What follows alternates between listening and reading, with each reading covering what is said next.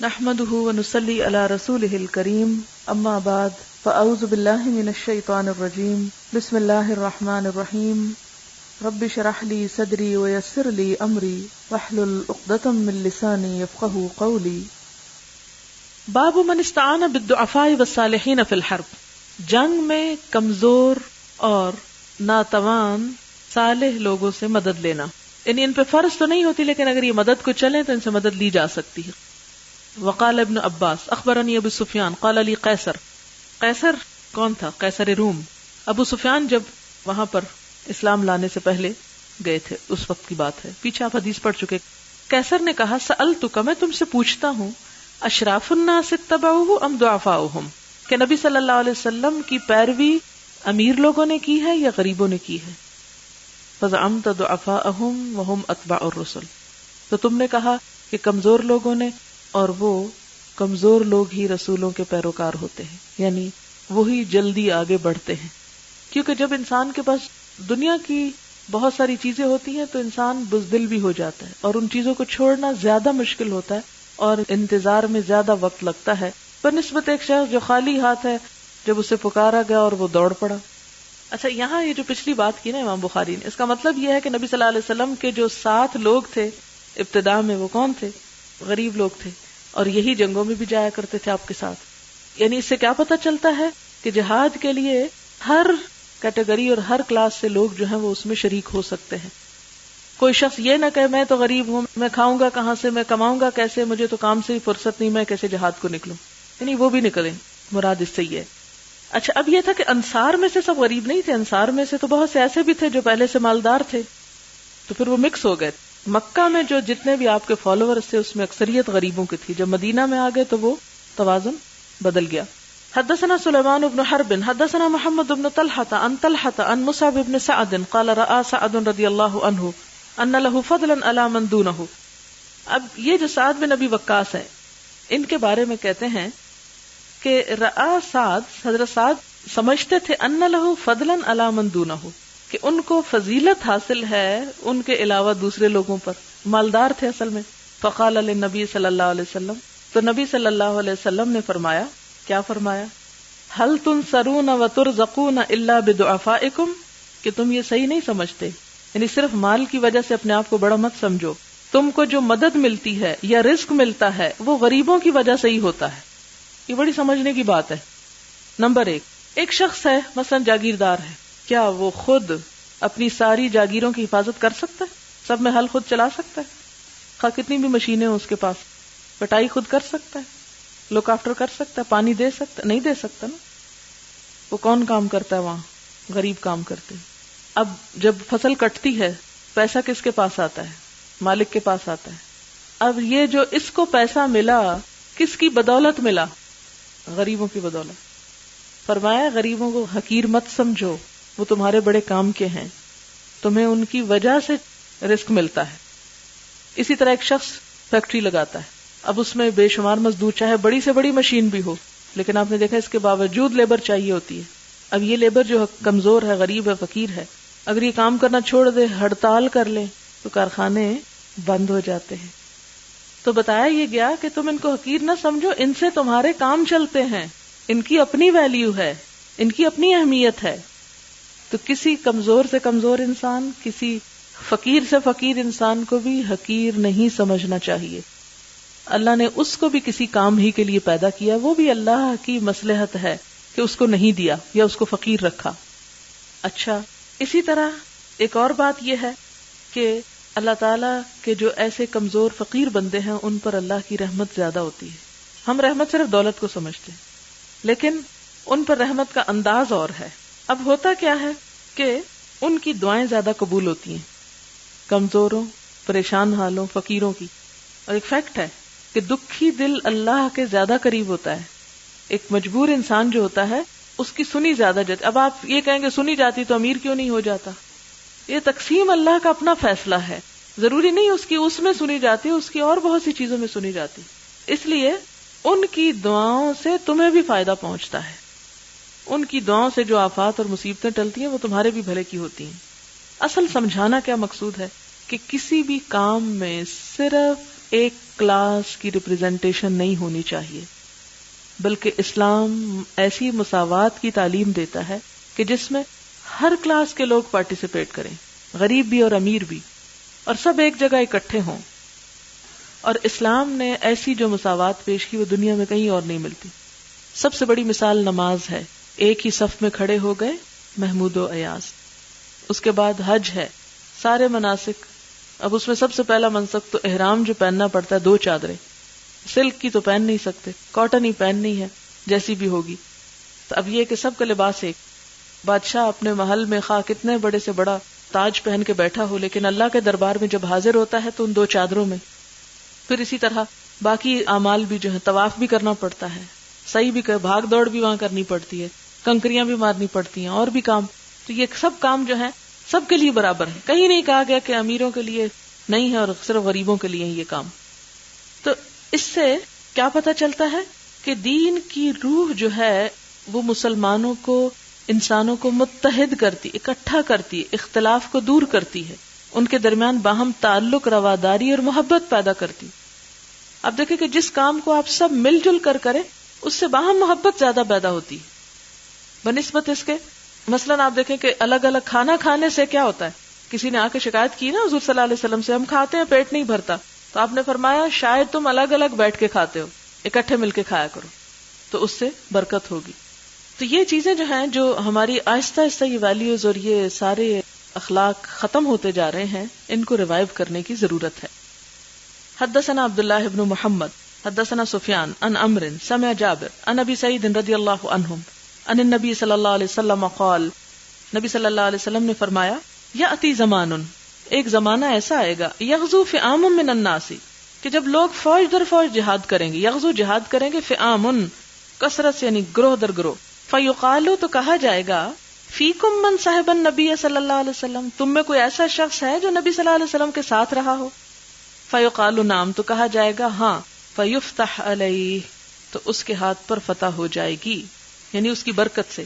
ثم یاتی زمان، پھر ایک وقت ایسا آئے گا، فیقالو کہا جائے گا، فیکم من صاحب اصحاب النبی صلی اللہ علیہ وسلم، کوئی ہے جو تم میں سے صحابہ کے ساتھ رہا ہو. اس سے کیا پتہ چلتا ہے؟ تابعین کی فضیلت. فیقالو نعم، تو کہا جائے گا ہاں. فیفتح، تو فتح ہو جائے گی یعنی اس کی برکت سے. ثم یاتی زمان، پھر زمانہ آئے گا، فیقال، تو کہا جائے گا، فیکم من صاحب اصحاب النبی صلی اللہ علیہ وسلم، ہے کوئی جو تم میں سے نبی صلی اللہ علیہ وسلم کے ساتھیوں کے ساتھ رہا ہو. فیقالو نعم، تو کہا جائے گا ہاں. فیفتح، تو پھر ان کی بھی فتح ہو جائے گی. اور یہی ایک دوسری حدیث میں آیا، خیر القرون قرنی ثم الذین یلونہم ثم الذین یلونہم، اور اس کے بعد فساد کا زمانہ شروع ہو گیا. باب لا یقال فلان شہید، کسی کے بارے میں یہ مت کہو کہ فلان شہید ہے، یعنی ڈیسائسیولی مت کہو کہ یہ شہید اور یہ نہیں. یہ بھی آپ کو پہلے بھی میں بتا چکی ہوں، فیصلے کا اختیار اللہ کے پاس ہے صرف، اور وہ اس نے یوم الدین پہ رکھا ہے. ہم لوگ دنیا میں مفتی بن کے بیٹھے ہوئے لوگوں کے فیصلے کرنے والے کہ کون کیسا ہے، فلاں ایسا اور فلاں ایسا ہے، یہ درست نہیں ہے. وقال ابو ہریرہ نے نبی صلی اللہ علیہ وسلم، اللہ اعلم بمن یجاہد فی سبیلہ، اللہ زیادہ جانتا ہے اس کی راہ میں کون جہاد کرتا ہے. واللہ اعلم بمن یکلم فی سبیلہ، اور اللہ ہی زیادہ جانتا ہے کہ اس کے راستے میں کون زخمی ہوتا ہے، یعنی کون اس کی خاطر سب تکلیفیں اٹھاتا ہے. دلوں کا حال اللہ کو پتا ہے، اس لیے تم لوگوں کے بارے میں کچھ فیصلے مت دو. حدثنا قتیبۃ حدثنا یعقوب بن عبد الرحمن عن ابی حازم عن سہل بن سعد الساعدی رضی اللہ عنہ ان رسول اللہ صلی اللہ علیہ وسلم التقى هو والمشركون فاقتتلوا، کہ نبی صلی اللہ علیہ وسلم اور مشرکین کے درمیان مٹ بھیڑ ہوئی. یہ جنگ خیبر احد کی بات ہے. انہوں نے جنگ کی. فلما مال رسول اللہ صلی اللہ علیہ وسلم الى عسکرہ، جب نبی صلی اللہ علیہ وسلم اپنے لشکر کی طرف آئے یعنی پڑاؤ کی طرف، ومال الاخرون الى عسکرہم، اور مشرک اپنے پڑاؤ کی طرف چلے گئے. وفی اصحاب رسول اللہ صلی اللہ علیہ وسلم رجل، اور نبی صلی اللہ علیہ وسلم کے ساتھیوں میں ایک شخص تھا، لا يدع لهم، نہ چھوڑتا تھا ان کو یعنی دشمنوں کو، شاذتاً کسی اکیلے کو، ولا فاذتاً نہ کسی منفرد کو، الا اتبعہ مگر اس کا پیچھا کرتا، یضربھا اس کو مارتا، بسیفہ اس کی تلوار سے، یعنی اپنی تلوار سے. یعنی نبی صلی اللہ علیہ وسلم کے ساتھیوں میں ایک ایسا شخص تھا جو بڑی بہادری کا مظاہرہ کر رہا تھا جنگ میں، اور جس کسی کو دیکھتا اس کے پیچھے پڑ جاتا اور اسے مار کے دم لیتا. فقال، تو کسی نے کہا، ما اجزا منا اليوم احد كما اجزا فلان، آج کے دن ہم میں سے کسی نے ایسا کام نہیں کیا جس طرح فلاں نے کیا ہے. فقال رسول اللہ صلی اللہ علیہ وسلم آپ نے فرمایا اما انہ من اہل النار، وہ تو آگ والوں میں سے ہے۔ سوچیں ذرا، اس کے سارے کاموں کو دیکھ کر بھی آپ نے کیا کہا؟ نہیں، وہ تو آگ والوں میں سے۔ فقال رجل من القوم، لوگوں میں سے ایک شخص نے کہا انا صاحبہ، میں اس کا ساتھی ہوں۔ قال، کہا فخرج معہ، وہ اس کے ساتھ نکلا۔ یعنی جب آپ نے اس کے بارے میں کہا کہ وہ تو دوزخ والوں میں سے ہے، تو یہ جو اس کا ساتھی تھا کہنے لگا میں ذرا دیکھوں یہ کرتا کیا ہے جس کی وجہ سے آپ نے اس کو دوزخ والوں میں سے کہا۔ کلما وقف وقف معہ، وہ اس کے ساتھ سائے کی طرح لگ گیا، جب وہ کھڑا ہوتا تو یہ بھی کھڑے ہو جاتے۔ وَإِذَا أَسْرَعَ أَسْرَعَ مَعَهُ، جب وہ دوڑتا یہ بھی ساتھ دوڑتا۔ قال فجرح الرجل، وہ شخص کہتا ہے اس کا ساتھی کہ وہ شخص زخمی ہو گیا، جرحا شدیدا، سخت زخمی۔ فاستعجل الموت، اس نے موت کے لیے جلدی کی کہ جلدی موت آ جائے۔ فوضع نسل سیفہ بالارض، اس نے اپنی تلوار کا پھل زمین پہ رکھا، وذبابہ، اور اس کی دھار بین ثدییہ، اپنے سینے پر۔ ثم تحامل علی سیفہ، پھر اپنی تلوار پہ خود گرا۔ فقتل نفسہ، اور خود کو قتل کر لیا، یعنی خودکشی کر لی، سوئسائڈ۔ فخرج الرجل الى رسول اللہ صلی اللہ علیہ وسلم، تو نبی صلی اللہ علیہ وسلم کی طرف وہ شخص نکلا۔ فقال اشہد انک رسول اللہ، تو وہ کہنے لگا میں گواہی دیتا ہوں کہ آپ واقعی اللہ کے رسول ہیں۔ کیونکہ کوئی عام شخص یہ فتویٰ نہیں دے سکتا کہ فلاں جنت میں جائے گا فلاں جہنم میں، لیکن نبی صلی اللہ علیہ وسلم کو تو وحی کے ذریعے بتایا جاتا تھا، اور یہ لوگوں کو دراصل تعلیم دینے کی ایک ضرورت تھی، یعنی سکھانا مقصود تھا، اس لیے یہ بات بتائی گئی، ورنہ ہر ایک کے بارے میں نہیں بتایا جاتا تھا کہ کون جنتی ہے اور کون جہنمی۔ تو اس شخص نے دیکھا کہ نبی صلی اللہ علیہ وسلم کی یہ بات سچی ہوئی، تو کہنے لگا میں گواہی دیتا ہوں آپ اللہ کے رسول ہیں۔ قال وما ذاک، کہا وہ کیا بات ہوئی؟ قال الرجل الذی ذکرت آنفا، کہنے لگا کہ آپ نے جس شخص کے بارے میں ذکر کیا تھا انہ من اہل النار، کہ وہ آگ والوں میں سے ہے، فاعظم الناس ذالک، تو لوگوں پہ یہ بات بڑی گراں گزری کہ ایک شخص ایسے ایسے کارنامے کر رہا ہے اور آگ میں جا رہا ہے۔ فقلت انا لکم بہ، تو میں نے کہا کہ میں تمہارے لیے اس کی ذمہ داری لیتا ہوں۔ فخرجت فی طلبہ، تو میں اس کا پیچھا کیا، میں اس کے پیچھے نکلا۔ ثم جرح جرحا شدیدا، وہ شخص شدید زخمی ہوا۔ فاستعجل الموت، اس نے موت میں جلدی کی۔ فوضع نسل سیفہ فی الارض وذبابہ بین ثدییہ، کہ تلوار زمین پر رکھ کے اس کی دھار سینے کی طرف کی۔ ثم تحامل علیہ، پھر اس پہ کود پڑا۔ فقتل نفسہ، اور اپنے آپ کو قتل کر ڈالا۔ فقال رسول اللہ صلی اللہ علیہ وسلم عند ذلک، اس موقع پہ آپ نے فرمایا ان الرجل لیعمل عمل اہل الجنۃ، ایک شخص جو جنت والوں کے کام کرتا دکھائی دیتا ہے، فیما یبدو للناس، جو لوگوں کو نظر آتے ہیں، وہو من اہل النار، حالانکہ وہ آگ والوں میں سے ہوتا ہے۔ وان الرجل یعمل عمل اہل النار، اور ایک شخص جو بظاہر نظر آ رہتا ہے کہ شاید وہ دوزخ والوں کے کام کر رہا ہے، فیما یبدو للناس وہو من اہل الجنہ، حالانکہ وہ جنت والوں میں سے ہوتا ہے۔ یہ بات کہہ کر دراصل بتانا یہ مقصود تھا، کوئی شخص کسی کا ظاہری عمل دیکھ کر یہ فتویٰ نہ دے کہ فلانا جنتی ہے اور فلانا جہنمی ہے۔ اور آپ دیکھیں کہ ہم صریحاً اس حدیث کی مخالفت کرتے ہیں۔ دیندار ہونے کا مطلب کیا کہ ہمارے ہاتھ میں اتھارٹی آ گئی کہ ہم لوگوں کے بارے میں فتوے دیتے چلے جائیں کہ تم کون ہو اور تم کون ہو۔ کیا پتا کہ اس کا انجام کس پر، کیونکہ اصل فیصلہ تو انجام پر ہونا ہے کہ اختتام کس پر، خاتمہ کس پر ہوا، خیر پر یا شر پر۔ اگر ایک شخص ساری زندگی اچھا کام کرتا ہے، آخر میں ایسا کام کرتا ہے کہ جس سے سب کیے کرائے پہ پانی پھیر دیتا ہے، تو سب غرق۔ اس لیے کبھی انسان کو اچھا کام کر کے مطمئن بھی نہیں ہو جانا چاہیے کہ میں نے تو خوب نیکیاں کما لی، کافی ہیں ساری زندگی کے لیے میرے۔ کبھی تکبر نہیں کرنا چاہیے، ہمیشہ اللہ سے ڈرتے رہنا چاہیے اور دعا مانگنی چاہیے کہ اللہ ہمارا خاتمہ خیر پہ کرنا، ایمان پہ کرنا۔ باب التحريض على الرمي وقول الله عز وجل وأعدوا لهم ما استطعتم من قوة ومن رباط الخيل ترهبون به عدو الله وعدوكم۔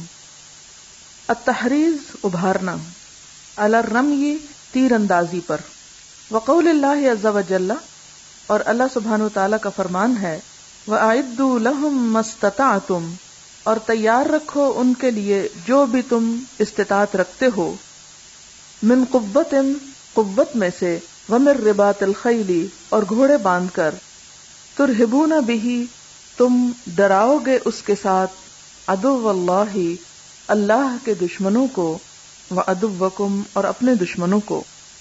حدثنا عبداللہ بن مسلمۃ حدثنا حاتم بن اسماعیل عن یزید بن ابی عبید قال سمعت سلمۃ بن الاکوع رضی اللہ عنہ قال مر النبی صلی اللہ علیہ وسلم علی نفر من اسلم، کہ نبی صلی اللہ علیہ وسلم کا گزر ہوا اسلم قبیلے پر، ینتصلون، جو تیر مار رہے تھے یا تیر اندازی کر رہے تھے۔ فقال النبی صلی اللہ علیہ وسلم، تو نبی صلی اللہ علیہ وسلم نے فرمایا ارمو، تیر اندازی کرو، بنی اسماعیل، اے اسماعیل کے بچوں، یعنی عربوں کو اسماعیل علیہ السلام کی اولاد کہا جاتا ہے.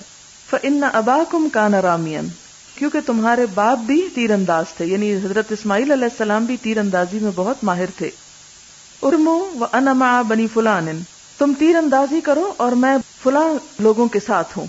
قال، کہتے ہیں کہ فَأَمْسَكَ أَحَدُ الْفَرِيقَيْنِ بِأَيْدِيهِمْ، کہ دو گروہوں میں سے دوسرا جو تھا اس نے اپنے ہاتھ روک لیے، یعنی تیر اندازی روک دی. فقال رسول اللہ صلی اللہ علیہ وسلم، تو نبی صلی اللہ علیہ وسلم نے فرمایا، ما لکم لا ترمون، تمہیں کیا ہوا ہے، تم کیوں نہیں تیر اندازی کر رہے؟ قالو، تو دوسرا گروہ کہنے لگا، کیف نرمی، ہم کس طرح تیر اندازی کریں، وانت معہم، اور آپ اس گروہ کے ساتھ ہیں، یعنی آپ دوسرے گروپ کے ساتھ ہیں تو ہم نہیں مقابلے میں آ رہے یا ہم حصہ نہیں لے رہے. فقال النبی صلی اللہ علیہ وسلم، تو نبی صلی اللہ علیہ وسلم نے فرمایا، ارمو فانا معکم کلکم، تیر اندازی کرو میں تم سب کے ساتھ ہوں. حدثنا ابو نعیم حدثنا عبد الرحمن بن الغسیل عن حمزة بن ابی اسید عن ابیہ قال قال النبی صلی اللہ علیہ وسلم، نبی صلی اللہ علیہ وسلم نے فرمایا، یوم بدر، بدر کے دن، حین صففنا لقریش، جس دن ہم نے صف باندھی قریش کے لیے، یعنی قریش کے مقابلے پر، وصفوا لنا، اور انہوں نے ہمارے لیے صف باندھی، اذا اکثبوکم، جب وہ قریب آ جائیں تمہارے، فعلیکم بالنبل، تو اس وقت تیر مارو. یعنی اس سے مراد کیا ہے کہ تم یہ نہیں کہ دشمن کو دور سے آتا دیکھو تو گھبرا کر تیر اندازی شروع کرو اور سارے تیر ان کی طرف پھینک دو، اور عین جب مقابلے کا وقت آئے تو تمہارے پاس کچھ بھی نہ بچے. بلکہ ہونا کیا چاہیے کہ ابھی وہ آ رہے ہیں، آنے دو، جب بالکل قریب آ جائیں تو پھر مارو، تاکہ تمہارے تیر ضائع نہ جائیں اور ان کو لگیں اور ان کو ہلاکت بھی ہو. یہ ایک طرح سے جنگ کی اسٹریٹجی بتائی جا رہی ہے، طریقہ کار بتایا جا رہا ہے، یہ حکمت عملی بتائی جا رہی ہے کہ جنگ میں کس طرح مقابلہ کرنا چاہیے کہ بلا وجہ جو اسلحہ ہے اس کا ضیاع بھی نہ ہو اور جس مقصد کے لیے گئے وہ پورا ہو، یعنی گھبراہٹ اور پریشانی میں غلط کام نہیں کرنے چاہیے. باب اللہو بالحراب ونحوہا، کھیلنا حراب کے ساتھ، حراب کہتے ہیں برچھے کو، یعنی برچھے وغیرہ کی مشق کرنا، ونحوہا، اور اس جیسی دوسری چیزوں کی. لہو کا لفظی معنی ہوتا ہے نا کھیل کود، تو یہ ایکسرسائز کے معنوں میں آ رہا ہے یہاں. حدثنا ابراہیم بن موسیٰ اخبرنا ہشام عن معمر عن الزہری عن ابن المسیب عن ابی ہریرہ رضی اللہ عنہ قال بین الحبشۃ یلعبون عند النبی صلی اللہ علیہ وسلم بحرابہم. اس اسنا میں کہ حبشی لوگ کھیل رہے تھے نبی صلی اللہ علیہ وسلم کے سامنے اپنے برچھوں کے ساتھ. دخل عمر، تو حضرت عمر داخل ہوئے. فاہوى، تو وہ جھکے، الی الحصى، پتھروں کی طرف، کنکریوں کی طرف. فحسبهم بها، تو ان کھیلنے والوں کو کنکریوں سے مارا. فقال، تو حضور صلی اللہ علیہ وسلم نے فرمایا، دعهم یا عمر، عمر ان کو چھوڑ دو. زاد علی، علی نے زیادہ کیا. حدثنا عبد الرزاق اخبرنا معمر فی المسجد، یعنی دوسری روایت جو ہے اس میں مسجد کا لفظ آتا ہے کہ حضرت عمر نے ان کو کیوں مارا، کہ وہ مسجد کے اندر یہ کام کر رہے تھے. تو اس سے پتہ چلتا ہے کہ مسجد کے اندر اگر فوجی ایکسرسائز قسم کی کوئی چیز ہو تو اس کی اجازت ہے. جو ہی وہ ایسا کرنے لگے تو نبی صلی اللہ علیہ وسلم نے ان کو روک دیا کہ ان کو مت مارو. اب یہاں پر امام بخاری اصل میں آپ دیکھیں گے کہ پہلے تیروں کی بات لائے، پھر اس کے بعد برچھوں کی لائے، پھر ڈھال کا استعمال، باقی تمام اسلحہ کی باتیں کریں گے. اور ان تمام احادیث کے لانے کا دراصل مقصد یہ ہے کہ جنگ میں ہر طرح کا ساز و سامان جو ہے وہ استعمال ہو سکتا ہے. جیسے پہلا باب جہاں سے میں نے شروع کیا تو اس میں وہ آیت لائے ہیں، وَأَعِدُّوا لَهُم مَّا اسْتَطَعْتُم مِّن قُوَّةٍ، کہ دشمن کے مقابلے کے لیے تیار رکھو جو بھی تم استطاعت رکھتے ہو طاقت میں سے. اب وہ طاقت خواہ تیر اندازی کی ہو، خواہ وہ میزائلز کی ہو، یا تلوار کی ہو، یا برچھوں کی ہو، کسی بھی چیز کی. تو اسلام میں یہ نہیں کہا گیا کہ ایک خاص ہی آلے سے تم جنگ کر سکتے اور دوسرا آلہ استعمال کرنا سنت کے خلاف ہوگا، نہیں. امام بخاری کی یہ متعدد حدیثیں لانے کا دراصل مقصد یہ ہے کہ یہ دکھایا جائے یا بتایا جائے کہ آپ صلی اللہ علیہ وسلم کے زمانے میں کیا کیا ہتھیار استعمال ہوتے تھے. باب المجن، مجن کہتے ہیں ڈھال کو.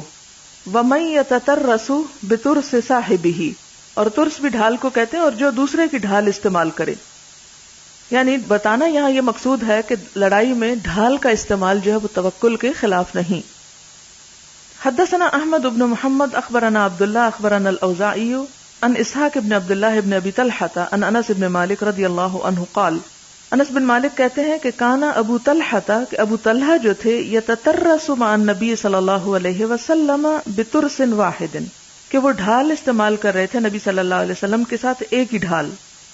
ابو طلحہ جو تھے یہ بہت اچھے تیر انداز تھے، اور اس لیے جب وہ جنگ کے موقع پر دشمنوں پر تیر برسا رہے تھے، نبی صلی اللہ علیہ وسلم ڈھال سے ان کی حفاظت کرتے تھے، یعنی اپنی ہی ڈھال سے، ایک ڈھال تھی اور وہ نبی صلی اللہ علیہ وسلم خود بھی استعمال کر رہے تھے اور ابو طلحہ کے سامنے بھی اسی کو کرتے تھے. کس لیے؟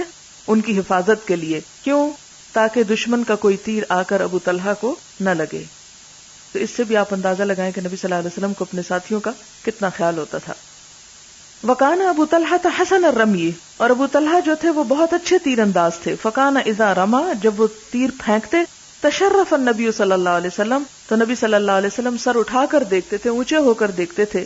فینظر الی موضع نبلہ، تو وہ دیکھتے کہ وہ تیر کہاں جا کر لگا ہے، یعنی موضع جگہ، یعنی کس جگہ جا کے وہ پھینکا گیا. حدثنا سعید بن عفیر حدثنا یعقوب بن عبد الرحمن عن ابی حازم عن سہل قال لما کسرت بیضۃ النبی صلی اللہ علیہ وسلم علی رأسہ، جب ٹوٹ گیا خود نبی صلی اللہ علیہ وسلم کا آپ کے سر پر.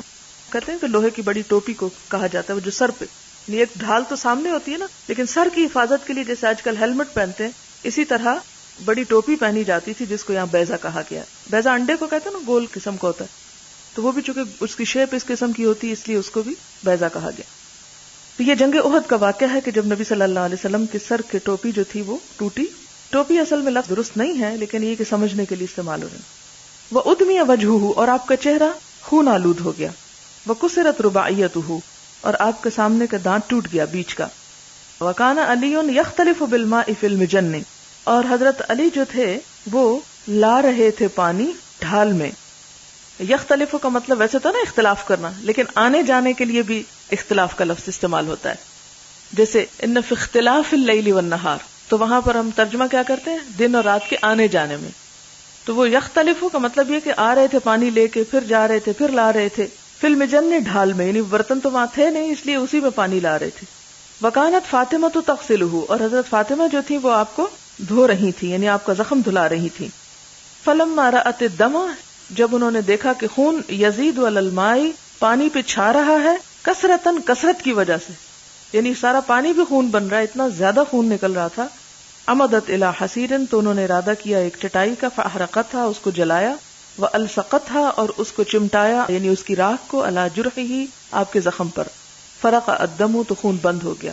اور آج کل بھی دیہاتوں میں یہ، یعنی جب خون بہ رہا ہو تو راکھ سے اس کو بند کرتے ہیں، کیونکہ ایسی خصوصیت ہوگی. تو بہرحال اس سے یہ بھی پتہ چلتا ہے کہ جنگ میں اگر کوئی زخمی ہو جائے تو اس کی مرہم پٹی جو ہے وہ ضروری ہے اور کرنی چاہیے. اور خواتین بھی جنگ میں شریک ہوتی تھی، جس میں حضور صلی اللہ علیہ وسلم کی بیٹی جو ہیں وہ بھی شریک ہیں اور وہ زخم آپ کا صاف کر رہی ہیں. اور کہا یہ جاتا ہے کہ جس شخص نے آپ کے ٹوپی تھی یا وہ خود تھا اس کو توڑا تھا، یہ ابن ہشام اور ابن قمیعہ نے پتھر مارے تھے. اور دوسری طرف جو دانت توڑا تھا وہ سعد بن ابی وقاص کے بھائی عتبہ بن ابی وقاص نے توڑا تھا.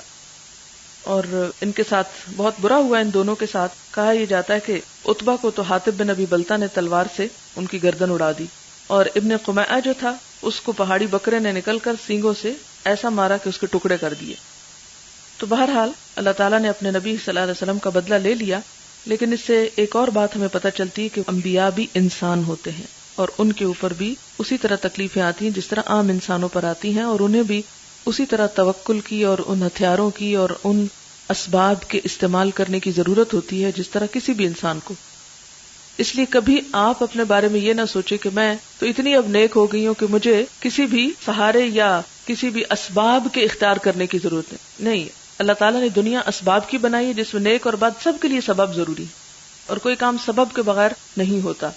تو ان اسباب کو اختیار کرنا جو ہے وہ ایمان اور توکل کے خلاف نہیں ہے.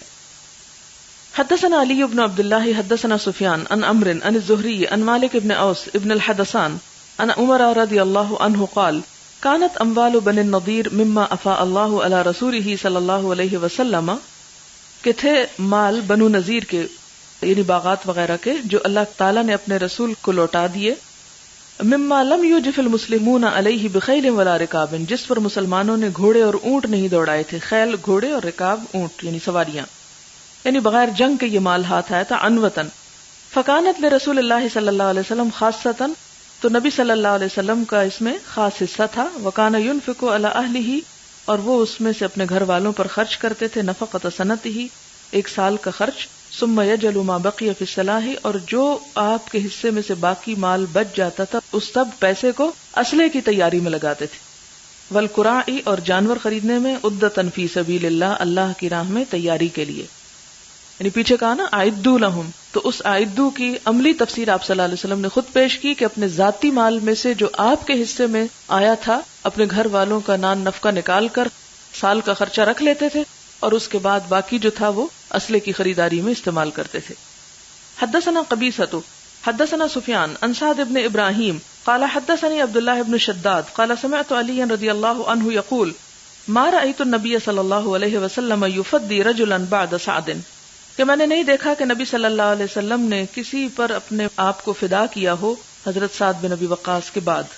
سمعتہ یقول، میں نے آپ کو سنا کہ آپ کہہ رہے تھے ارمی، تیر اندازی کرو، فدا کا ابی و امی، میرے ماں باپ تجھ پر قربان ہوں۔ یہ کس کے لیے خطاب تھا؟ حضرت سعد کے لیے۔ اور ایک اور روایت میں آتا ہے کہ حضرت زبیر سے بھی آپ نے یہ بات فرمائی تھی، اور وہ یہ جنگ خندق کے موقع پر تھا۔